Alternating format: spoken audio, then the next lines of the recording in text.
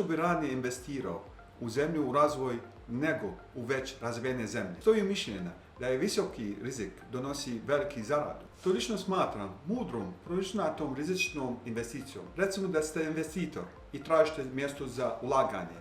Morat ćete sebe odgovarati na mnogo pitanja. Jedno od njih je u koje zemlje investirati. Ja kao biznisman već više godina preferiram zemlju u razvoju. Zemlje u razvoju jesu teški tržišta sa puno problema, poput korupcija, birokracija, kašnjenje u procesima, nepotpunog zakona i drugi. Ali činjenica je da je i čak u napredne zemlje susreću sa istim problemima, samo u manjim mjerama. Sa druge strane, mogu reći da u naprednim zemljama ima visok procenat neuspjeha. U novim investicijama. Zašto? Zemlje u razvoju imaju jako agresivnu konkurenciju. Dakle, u veliki prednosti za ulaganje u zemlju u razvoju su slaba konkurencija i nezaštićeno tržište. To nam daje vremensku prednost za uspješan početak poslovanja.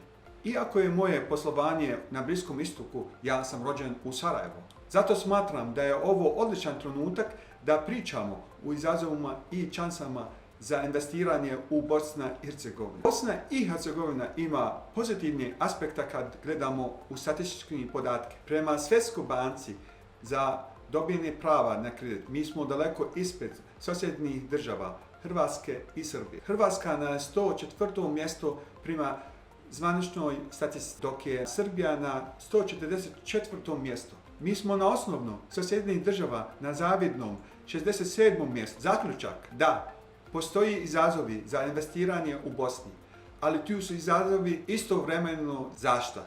Od jake konkurencije i prilika za mnogobrojne inovacije. Ako ste snažan i dugoročan investitor, Bosna je vaša prilika za investicije.